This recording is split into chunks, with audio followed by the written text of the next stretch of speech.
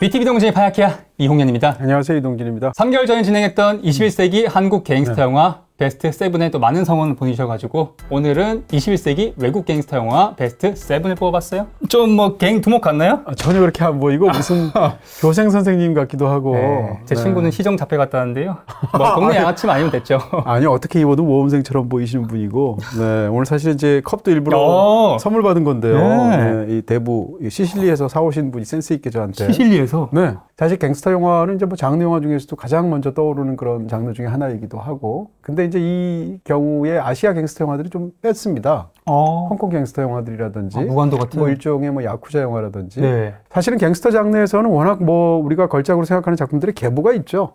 고전. 대표적으로. 네, 뭐 대부가 있고요. 네, 좋은 친구들. 뭐 좋은 친구들도 있고요. 뭐 칼리토 같은 작품도 있고, 그 다음에 뭐 카지노 같은 작품, 수많은 작품들이 있는데 네. 오늘은 일단 21세기의 갱스터 영화를 한정해서 가급적이면 갱스터라는 것을 떠올렸을 때 한정되지 않는 그런 다양한 영화들. 사실 이 갱스터 장르는 한국 영화들이 좀 그랬던 것처럼 조폭 미화 논란이 있기 마련인데 오늘 소개한 영화들은 낭만적으로 그린 게 거의 없더라고요. 네. 그러니까 장르적인 어떤 전형적인 화법을 쓴 영화로서 훌륭하기가 사실 쉽지는 않잖아요. 네. 예술에서 굉장히 중요한 것이 이제 개성이고 또 어떤 자기만의 어법 같은 것이라는 측면에서 본다면 그런 측면에서 오늘 소개해드린 영화들을 보시게 되면 와, 갱스터라는 어떤 그런 한정된 울타리 속에서 정말 다양하고도 좋은 그런 화법들이 있구나라고 생각하시게 되지 않을까 싶습니다. 자, 첫 번째 영화 브라질로 가겠습니다. 페르난도 메이레스 감독이 만든 시티 오브 갓. 어떻게 생각하면 이제 브라질 영화로 전 세계에서 가장 많은 그런 팬들을 매혹시킨 그런 작품이 시티 오브 갓 아닌가 싶습니다. 이 작품이 다루고 있는 것은 이제 리우데자네이루에 이제 우리가 보통 파벨라라고 하잖아요. 빈민가. 네. 그런 빈민가를 다루고 있는데 그 빈민가를 실제적으로 다룬 어떤 그런 책에서 원작을 가지고 와서 영화를 만들었는데 이 영화를 보게 되면 이제 그 파벨라 지역에서 삶을 산다는 것이 과연 어떤 것인지를 너무 잘 보여주는 그런 굉장한 영화라는 생각이 들고요. 네. 영화 속에서 가장 쇼킹한 것들은 이제 어린아이 갱들까지 나오게 된다는 거죠. 거의 장난감 대신 총을 갖고 노는. 10살도 안 된 아이들도 있잖아요. 그런 아이들 때문에 이 아이들이 언제 어떻게 총을 가지고 어떤 일을 벌일지 모르게 되니까 그야말로 파벨라에서 이제 폭력들이 그렇게 세습이 되고 서로 아무런 그런 의식 같은 것이 없이 범죄의 의식 같은 것이 없이 뭐 마약이 거래가 되고 그러면서 살인이 횡행하게 되고 정말 말 그대로 지옥 속에서 사는 거죠. 그런 모습들이 너무나 리얼하게 잘 보이는 그런 충격적인 작품 이라고 말할 수 있겠습니다. 네, 영화는 정말 이제 화려한 스타일이 보이지 않습니까? 근데 보통 이렇게 갱스터 영화를 화려한 스타일로 묘사하게 되면 그 세계들을 우리가 이제 낭만적으로 동경하게 되는, 다른 한편으로는 범죄 세계임에도 불구하고 아까 말씀하신 대로 그 세계를 약간 좀 미워하는 그런 터치들이 담기게 되잖아요. 하지만 이 영화는 전혀 아니죠. 이 영화를 보면서 와, 저런 지역에서 한번 어떻게 호기롭게 남자답게 뭐 이렇게 생각할 사람은 없을 것 같고요. 그런 끔찍한 폭력의 어떤 그런 그 풍경들을 그야말로 굉장히 빠른 카메라 워크라든지 그 다음에 같은 공간에서 시대를 휙휙 바꾸는 어떤 그런 편집에 의한 그런 장면들의 연결이라든지 이런 걸 통해서 영화가 엄청나게 빠르게 느껴지죠. 심지어는 내레이션조차도 빠르잖아요. 이 작품을 보면 저는 이제 자주 떠올리는 어떤 말이 있게 되는데 이제 프란시스 베이컨이라는 유명한 영국의 화가가 있잖아요. 네. 나는 진실을 드러내기 위해서 왜곡하는 방식을 택했다. 왜곡. 네, 이 영화를 보면 이제 왜곡이라기보다는 굉장히 스타일리스틱하다라고 말할 수 있을 것 같은데 그렇게 어떤 빠른 편집, 그 다음에 어떤 내레이션이나 음악도 굉장히 이렇게 강렬하게 사용을 하고 있고 또 카메라 워크도 종횡무진 움직이잖아요. 그리고 인물도 한 10대 명이 나오잖아요. 네. 그러면서 어떤 한 공간에 어떤 그 벽화를 그린다고 말할 수 있을 것 같은데 그런 방식이 요란해 보이지만 그것의 기본적인 어떤 바탕에는 폭력을 경계하는 시선들 같은 것이 있어서 이 영화는 그 지역도를 제대로 그런 어떤 형식적인 왜곡을 통해서 좋은 의미에서 보여주는 그런 뛰어난 작품이 아닌가 싶습니다. 저희가 공포 영화들은 가짜라는 걸 알고 보잖아요. 근데 이 영화는 실화에다가 연기도 너무 자연스럽고 아이들이 보는 제가 정말 이 폭력과 살인에 스며드는 것 같은 느낌 들어갖고 더 무섭더라고요. 굉장히 무서운 영화죠. 그러면서 영화가 어떤 의미에서 굉장히 흥미진진한 그런 측면이 있고요. 아이들이 축구하다가 공이 올라가면 총 쏘잖아요. 이럴 정도로. 네, 그 파벨라 지역에는 실제로도 우리가 이제 외신에서 많이 보게 되는데 그 안에서 범죄 사건이 있거나 마약 거래가 있어도 경찰이 못 들어간다고 하잖아요. 그 지역이 워낙 무시무시한 동네이기 때문에 그 속에서 어떤 갱 조직들이 어떻게 그 지역을 지배하게 되고 그러면서 마약 거래가 이루어지게 되는 어떤 굉장히 허름한 그런 커다란 건물들 속에서의 어떤 역사 같은 것을 파란만장하게 펼쳐지기도 하고 이러면서 보여주는 실화에 토대한 그런 인상적인 작품이라고 할 수 있겠습니다. 자, 이번엔 넷플릭스 영화인데요. 마틴 스콜세지 감독의 3시간 반짜리 대작입니다. 아이리시맨. 저는 21세기 최고의 갱스터 영화가 이 작품 같아요. 최고. 네. 아이리시맨은 정말 굉장하다고 생각하고요. 네.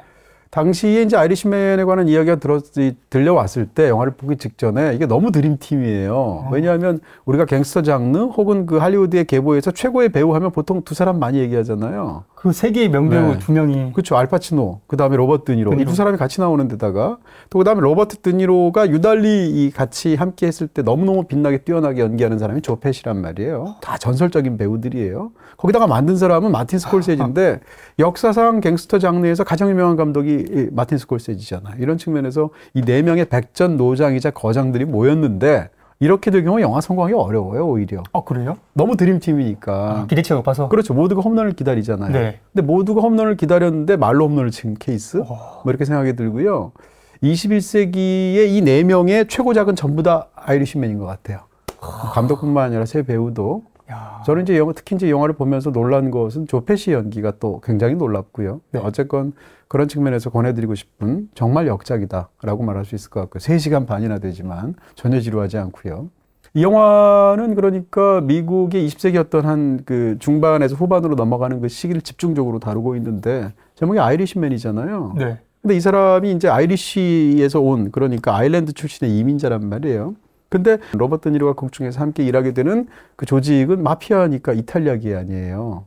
그러니까 어떻게 생각하면 이 영화의 제목에 많은 것들이 담겨져 있죠. 커다란 조직이 이탈리아 사람들이 주류가 되는 마피아 조직에 들어간 아일랜드 사람이니까 이 사람은 비주류일 수밖에 없잖아요. 네, 융화되기 어렵죠. 그렇죠. 그럼 비주류에서 그렇던 아이리시맨으로 들어간 이 남자가 자기의 충성을 드러내기 위해서 더 과한 행동이나 너 이런 행동들 할 수 있죠. 왜냐하면 자기가 계속 존재 증명을 해야 되고 나는 충성에 의심할 여지가 없다라는 것을 보여야 되니까 그런 측면에서 위치가 있고요. 또 한 가지는 극 중에서 아이리시맨이 2명 나와요. 사실상. 한 명은 로버트 드니로가 연기하는 애초엔 트럭 운전을 하다가 마피아 조직 일을 하게 된 이 주인공인 프랭크라는 남자가 아일랜드 사람이죠. 또 한 명은 아일랜드 출신의 사람인데 바로 로버트 케네디예요. 케네디가 이제 아일랜드에서 온 그 후손들이 어떤 대통령이나 혹은 법무장관을 내게 된 명문가이잖아요. 그랬을 때 존 F 케네디 동생이 로버트 케네디고 로버트 케네디는 대통령 후보로 나중에 나왔다가 역시 형처럼 암살되게 되죠. 이 어떤 실화적인 사건이 펼쳐지게 되는데 네. 둘 다 아이리시맨이란 말이에요. 그러네요. 근데 한 명은 금수저고 한 명은 흑수저죠. 그런 면에서 2명이 또 대비가 되는 측면도 있다. 이렇게 말씀드릴 수가 있고요. 이 영화에서 주인공은 이 양자 사이에서의 어떤 2가지 우정을 말하자면 나눈다고 할 수 있어요. 한쪽에서는 이제 마피아와 우정을 나누고요. 조 pesci죠. 또 한쪽에서는 이제 호파라는 사람하고 우정을 나누게 되는데 이 사람은 전미 트럭 운수 노조의 위원장으로서 당시 노동운동의 어떤 굉장한 거물인 거죠. 네, 권력이 세죠. 실제로 호파는 너무 유명한 사람이라서 호파를 다룬 영화도 여러 편이 있어요. 네. 그러다가 70년대 중반에 호파가 실종 사건이 벌어지게 되는데 그래서 이 사람이 영원히 실종된 게 미제 사건으로 끝나게 되는데 그 뒷얘기를 사실은 다룬 실제 이야기다 이렇게 말할 수 있을 것 같고요. 어찌됐건 이렇게 해서 한쪽에는 마피아가 있고 한쪽에는 케네디 가문이 있고 또 한쪽에는 이제 노동운동을 하는 사람들이 있죠. 이 세 축을 가지고 이 세 축이 뭐라고 할까요? 때로는 이합 집산하면서 영화의 초반부에는 예를 들면 이쪽 두 쪽이 친하다가 서로 멀어지게 된다든지 이런 방식으로 이 셋 사이의 역학적인 부분에서 이 세 사람의 인물들을 집중적으로 묘사하고 있는 작품이다라고 말할 수 있고요. 그렇게 보았을 때 영화 속에서 조 pesci라는 사람, 조 pesci가 연기하는 러셀이라는 사람, 그 다음에 알파치노가 연기하는 호파라는 사람, 이 양쪽과 2가지 우정을 줄타기 하듯이 하던 주인공 프랭크 역을 맡은 로버트 드니로가 최후의 어떤 결심을 하고 선택을 해서 어떤 행동을 저지르게 되는 이야기를 집중적으로 다룬다. 그렇게 본다면 2가지 우정의 이야기 혹은 이 세 사람의 관계를 일종의 사랑의 관계로 본다면 네. 약간 삼각관계로 보이기도 하거든요. 그렇게 보면 드라마적으로도 굉장히 흥미진진하게 보이는 그 삼각관계 선택에서 질문이 있는데요. 그 피살을 한 명이 당하게 되잖아요. 근데 그 장면을 너무나도 담백하게 거의 대사도 없이 그렸단 말이죠. 보통 이제 막 주인공이 죽고 이러면 막 그거를 어떻게 연출적으로 고심할 것 같은데 가장 영화에서 중요한 장면을 지금 제대로 짚어주셨어요. 이 영화에서 마틴 스콜세지의 뛰어난 어떤 그런 연출력은 시종일관 증명이 되는데 지금 말씀하셨던 그 장면은 정말 굉장하다는 생각이 들고요. 굉장한가요, 이게? 네, 그렇죠. 영화에서 가장 중요한 장면인데 그때 인물의 이동을 표현하는 부분이나 네. 혹은 어떤 범죄 사실을 보여주는 어떤 장면이나 그 상황에서 음악도 없고 대사도 없고 뭔가 중요한 상황에서 누군가 누구를 죽이거나 이제 총을 쏘거나 이런 상황이 되면 일단 장르적으로 어떤가요? 두 사람의 대치 상황을 보여준다거나 혹은 드라마틱한 어떤 대사를 예를 들면 민중의 이름으로 처단한다라든지 이런 식의 혹은 그때 왜 나한테 그랬어? 라든지 이런 뭔가 대사를 하도록 되어 있는데 대사도 없잖아요. 네. 그런 면에서 그 고요한 가운데 벌어지는 그 영화의 클라이맥스가 정말 저는 무시무시하다는 생각이 들었어요. 너무너무 훌륭하게 잘 찍은 장면이고요. 영화를 다 보고 나면 사실은 무슨 생각이 드냐면 우리가 이제 짝패 영화를 보게 되면 네. 강한 자가 살아남는 게 아니라 살아남는 자가 강한 거다 이런 얘기 하게 되잖아요. 짝패의 반대말 같은 영화예요. 대사로만 따지게 되면. 그렇게 해서 어떤 사람이 다 인물들을 앞세우고 떠나보내고 결국 혼자만 살아남았어요. 근데 그 인물이 노년이 되어서 혼자만 살아남는다는 것이 얼마나 끔찍한 형벌인가를 그리고 얼마나 허망한가를 스스로 깨닫는 어떻게 생각하면 필멸의 존재가 끝까지 살아남아서 끝까지 살아남았다는 것에 대한 어떤 죄가를 치르는 그런 것으로 끝나게 되는 그런 또 중반부에서의 우리를 압도하는 그런 감정적인 파장이 큰 걸작이라고 말할 수 있을 것 같습니다. 사실은 영화의 단점은 하나밖에 없어요. 하나? 네. 극 중의 인물들을 최고의 명배우들인데 이분들이 다 70대잖아요. 80 가까이 되신 분들이잖아요. 네네네. 그러다 보니까 이제 우리가 보통 이제 디지털로 요즘은 그 에이징을 반대로 하기 위해서 인물을 젊게 표현하는 방식이 있는데 아무리 기술이 발달해도 이분들이 70대가 30대처럼 움직일 수는 없잖아요. 근데 극 중에서 보면 로버트 드니로가 자기 딸 때문에 화가 나서 복수를 해서 상대를 발로 차는 장면이 있는데 그 장면은 멀리서 찍었음에도 불구하고 극중 나이로는 30, 40대인데 때리는 사람이 노인처럼 보여요. 몸매도 좀 그렇게 보이고. 근데 그거 너무 당연하잖아요. 네. 근데 어쨌든 그런 것은 다른 방식으로 커버를 해야 되는데 어쩔 수 없는 측면이 있었을 것이고요. 그게 사실상 이 영화의 유일한 단점이다라고 말할 정도로 탁월한 작품이죠. 자, 다음 영화. 네. 장르의 대가죠. 리들리 스콧 감독의 아메리칸 갱스터. 근데 정말 다양한 어떤 장르들을 섭렵해온 감독, 예를 들면 이제 우리가 보통 예술가 중에서 이제 장인이라는 표현을 쓸 때가 있는데 그럴 때 가장 먼저 떠오르는 감독 중에 한 명이 리들리 스콧 아닌가. 워낙 많은 장르와 워낙 다양한 그런 스타일의 영화들을 만들기 때문에 때에 따라서는 요즘 나온 그 나폴레옹처럼 삐끗하는 영화도 만들어요. 근데 그래도 나이가 지금 거의 90이 다 돼 가시는데. 굉장하죠. 정말 놀랍습니다. 네. 그렇게 수많은 장르를 넘나든 리들리 스콧도 갱스터 영화는 이 영화밖에 안 만들었어요. 이 영화는 이제 그 덴젤 워싱턴이라는 배우가 얼마나 정확하게 제대로 훈련받은 뛰어난 배우인가라는 걸 보여주기도 하고 또 러셀 크로우가 또 굉장히 매력 있잖아요. 이 두 사람의 연기 부분도 보게 되는데 재밌는 건 이 영화를 보면 실제로 두 사람의 대결을 다루고 있는데 한 명은 형사이고 한 명은 이제 마피아 보스라고 할 수 있겠죠. 마약 왕이죠. 두 사람의 대결을 다루고 있는데 이 연기하는 방식이 두 사람이 정반대예요. 근데 둘 다 좋아요. 그러니까 러셀 크로우는 영화에서 어떻게 연기하냐면 그냥 그 주어진 상황 속에서 한 걸음 더 다가가서 온몸을 던져서 연기하는 어떤 덩어리진 연기, 본능적인 연기 이런 연기를 보여준다고 할 수 있고요. 정반대로 이 영화의 덴젤 워싱턴은 한 걸음 뒤로 물러나서 정확하게 계산하고 그 상황에서 요구되는 어떤 그런 것들을 대사이든 아니면 행동이든 절제되게 그대로 딱 맞춰서 연기하는 것 같은 그렇게 훈련된 연기를 보여주거든요. 또 두 사람이 맞서는 영화인데도 불구하고 두 사람이 같은 장면에서 같이 나오는 장면은 별로 없어요. 그러네요. 그렇죠. 거의 후반부에. 네. 그런데도 불구하고 덴젤 워싱턴이 나오면 그 장면에 안 나오는 러셀 크로우는 지금 뭐 할까 하는 생각이 나고 러셀 크로우가 나오는 장면에서는 덴젤 워싱턴이 떠오른단 말이에요. 그런 면에서 이런 것들은 연기가 뛰어나기도 하지만 연출이 뛰어난 거죠. 그런 측면에서 굉장히 흥미롭다. 이 두 사람을 생생하게 살려냈기 때문에 영화가 시종일관 흥미진진합니다. 영화가 과장하지 않음에도 불구하고 그러니까 덴젤 워싱턴이 연기하는 이 마피아 집단의 리더는 굉장히 건실하잖아요. 네, 경건하잖아요. 교회 다니고, 그렇죠. 직접으로 생활하고, 아내하고도 딱 그 아내하고만 여자친구하고만 그런 굉장히 로맨틱한 사랑을 해서 결혼을 해서 굉장히 가정적으로 살고 그러면서 지역 사회에 존경을 받아요. 로빈 굿이죠. 그 다음에 이 사람이 비즈니스를 하는데 뭐라고 할까 항상 얘기하는 것이 정직한다는 게 얼마나 비즈니스 중요한지 얘기해요. 근데 그 비즈니스가 마약을 다루는 거예요. 다만 약간 농담처럼 말하면 반면에 극 중에 러셀 크로우가 연기하는 형사는 이 범죄자들을 잡아야 되는데 이 사람은 지금 인생이 엉망진창인 거죠. 이혼하는 과정에서 아이의 양육권을 놓고 분쟁 중이잖아요. 바람도 피고. 네, 거기다가 저쪽은 굉장히 금욕적으로 사는 사람인데 마피아 보스는 네. 이 경찰 이 형사인 이 사람은 그냥 굉장히 무절제한 생활을 하죠. 그리고 직장에서 다 싫어해요. 경찰서에서. 그런 상황에서 외톨이잖아요. 이런 측면에서 오히려 두 사람이 정반대로 성격이 설정되어 있다라는 게 흥미진진한데. 왜 그렇게 그랬을까요? 그게 다르니까 영화가 훨씬 더 재밌기도 하고 또 실제 모델하고도 비슷한 부분들도 있을 수도 있죠. 저한테는 이 다른 측면보다 두 사람이 거의 유일하게 같은 하나의 측면이 있어요. 그것은 두 사람 다 프로페셔널이고 두 사람 다 직업윤리만큼은 투철하다는 공통점이 있어요. 범죄자는 물론 직업윤리라는 말 좀 이상하지만 네. 어쨌건 마약을 다루면서도 정직성이 최선이라서 영화에서 굉장히 아주 가장 인상적인 장면이 레스토랑 같은 데서 이렇게 정직성이 얼마나 중요한지를 설명하다가 정직하지 않게 마약을 거래한 사람이 지나가는 걸 보고 밖에 나가서 처단하는 장면이 있단 말이에요. 그런 장면이 정말 영화에서 굉장하죠. 네, 브랜드에 대한 자부심도 있고 건실한 사업가 같아요. 그러니까요. 그런 측면에서 이 영화는 갱스터 영화이지만 뒤집어서 얘기하면 어두운 그늘에 있는 또 다른 기업가 영화처럼 보이기도 하고 올리버 스톤의 월스트리트 같은 영화가 있거든요. 그런 것을 월스트리트의 세계를 사실상 마피아의 세계로 바꾼 것 같은 그런 느낌이 있고요. 1960년대와 70년대의 뉴욕의 그 할렘가에서 이제 활약을 했던 그쪽에서 대단한 권력과 부를 누렸던 그런 흑인 갱스터 두목이 있었단 말이에요. 네. 그 사람의 어떤 실제 실화를 영화 속에 옮긴 작품이거든요. 그런 측면에서도 흥미로운데 영화를 보다 보면 이 두 사람을 영화가 전혀 비난하지 않고요. 두 사람도 잘못된 측면이 있잖아요. 특히 이쪽은 범죄자잖아요. 근데 영화는 두 사람에 대해서 일종의 약간 존경심을 품은 것처럼 느껴지는데 저는 그게 리들리 스콧이 프로페셔널들을 대하는 태도라고 생각해요. 리들리 스콧도 진짜 프로 중에 프로잖아요. 그런 측면에서 이 영화의 어떤 이야기들을 보게 되면 극 중에 두 명의 프로페셔널들이 아마추어적이기 이를 데 없는 허술한 그런 시스템을 부수는 이야기처럼 보이기도 해요.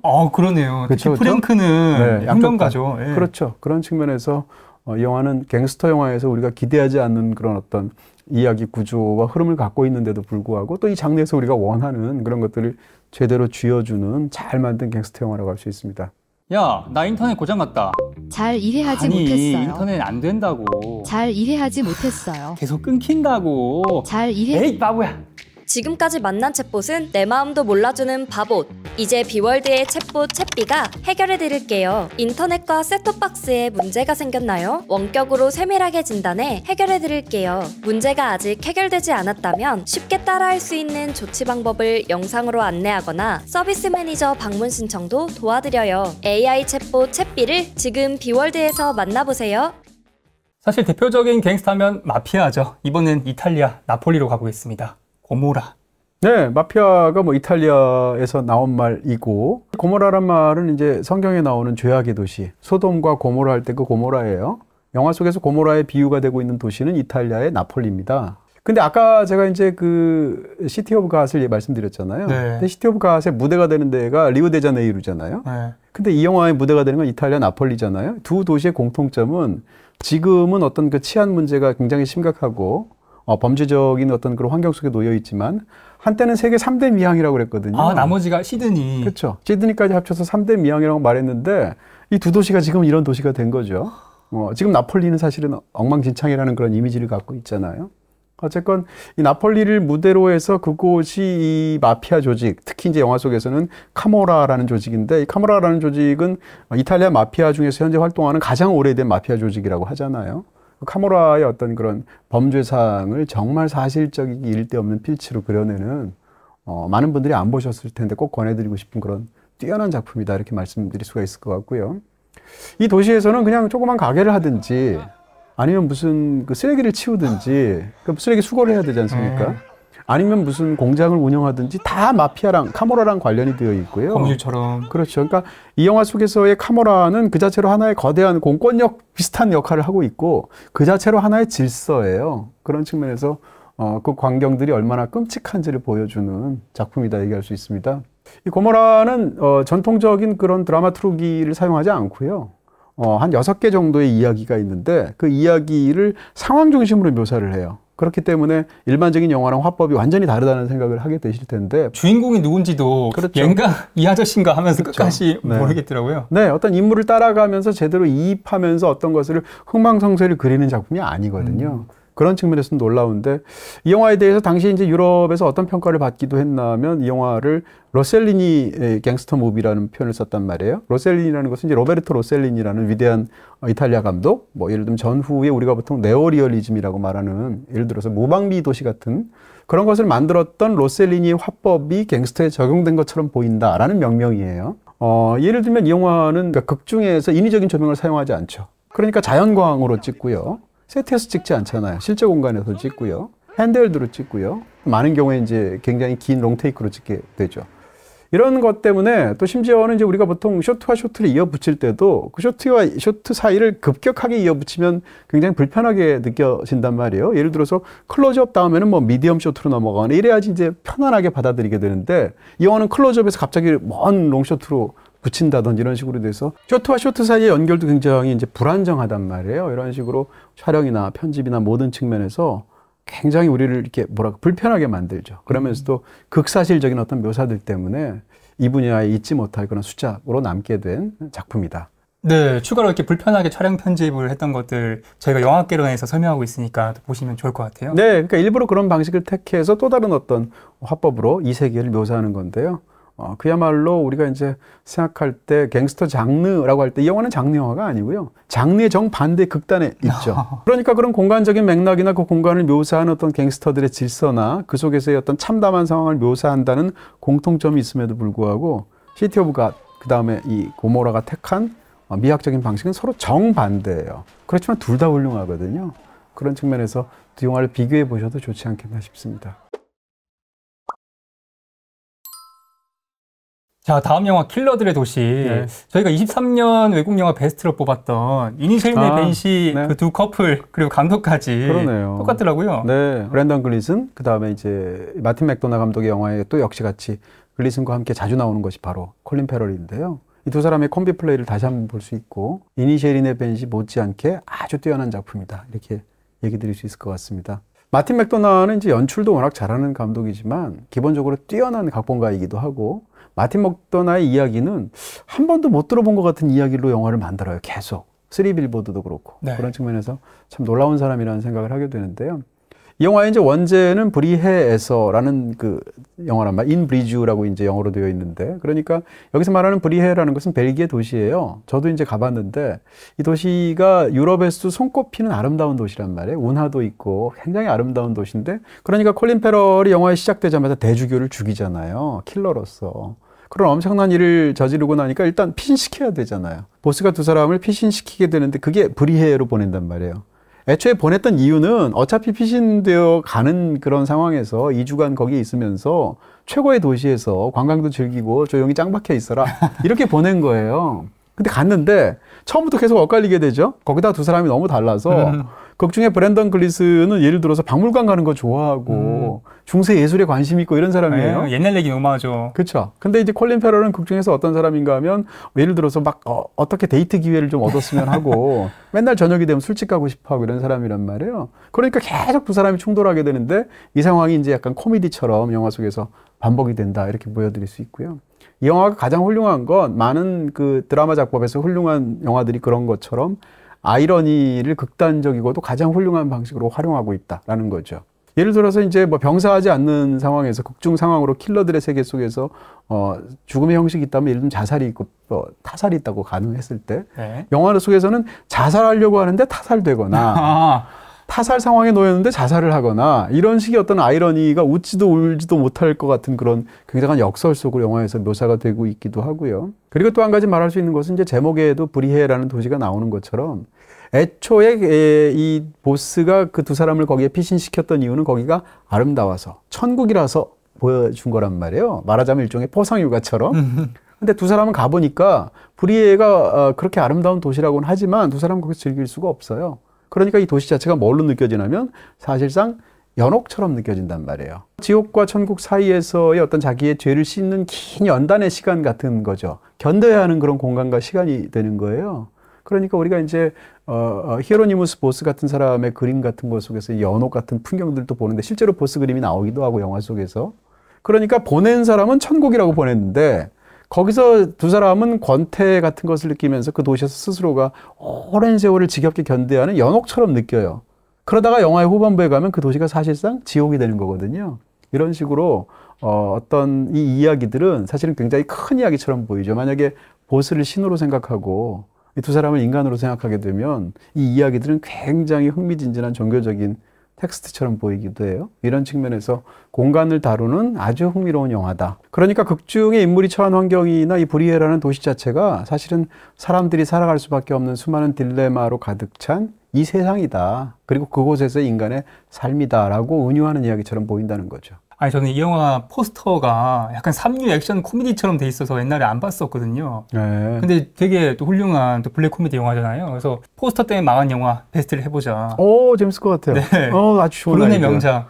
역시 아이디어가 많은 것 같아요. 자, 다음 영화 데이빗 크로넨버그 감독, 비고 모텐슨 주연의 폭력의 역사. 네, 뭐 워낙 유명한 작품이고 네. 저희 방송을 보실 정도면 아마 이거 보신 분들이 굉장히 많지 않을까. 특히 배드신. 네, 저희가 또 이전에 말씀해 주신 것처럼 최고의 배드신 그때도 한 번 한 적이 있고. 그 컨텐츠 대박날 줄 알았는데 네. 생각보다 조회수가 안 나와서. 네. 고정적으로 이렇게 구독하시는 분들은 초연하세요. 네.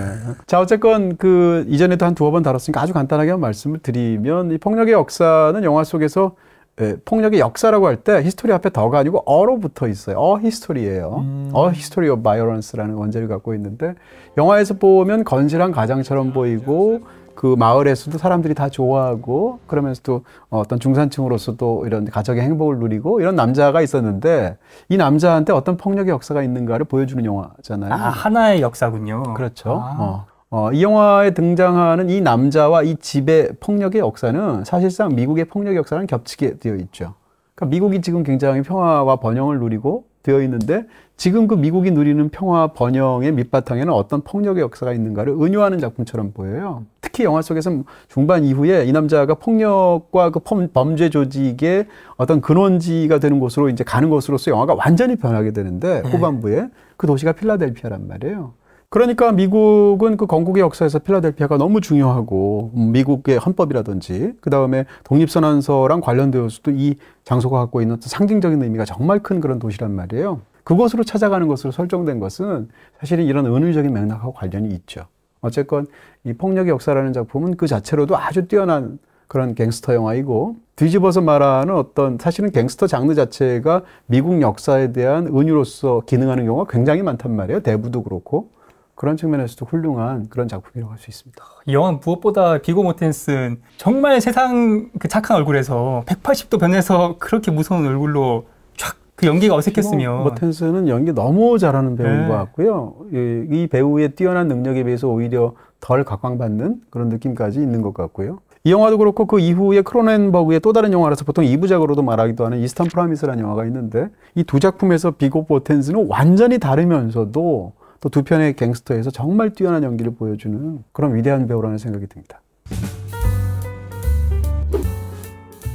자, 오늘 갱스터 영화 알아보면서 세계여행하는 것 같기도 한데요. 마지막은 프랑스입니다. 네. 예언자. 프랑스에도 정말 좋은 갱스터 영화가 많죠. 사실은 20세기에 이제 그 장피에르 멜빌이라는 탁월한 그런 갱스터 영화들을 만드는 그런 뛰어난 감독이 있었고요. 거기서 가장 잘 활약했던 배우 중에 한 명이 바로 알랭 들롱이에요. 근데 어쨌건 오늘은 21세기 한정하고 있으니까 그렇게 말씀드릴 수 있는 작품은 바로 예언자라고 말할 것 같고요. 네, 자크 오디아르의 뭐 최고작이 아닐까? 이 감독의 그런 생각이 들게 되는데 아까도 잠깐 말씀드렸는데 이 장르가 약간 갱스터 장르 자체가 어떻게 보면 그 로맨티시즘하고 관련이 있어요. 굉장히 낭만화한단 말이에요. 뭐 죽음이든 범죄든 아니면 그 속에서의 흥망성쇠든. 그래서 갱스터 장르일수록 그 인생 유전이라는 테마를 다루게 되고 그 속에서 인물의 어떤 막 조무래기로 들어가서 조직원으로 들어가서 막 성공해서 갔다가 마지막 순간에 전락하게 되는 그런 과정을 보여주잖아요. 예를 들어서 스카페이스 같은 영화가 대표적이죠. 그런데 이 영화는 그런 구조를 짜고 그렇게 드라마틱하게 관객들을 낭만적으로 사로잡는데 관심이 없는 영화처럼 보이죠.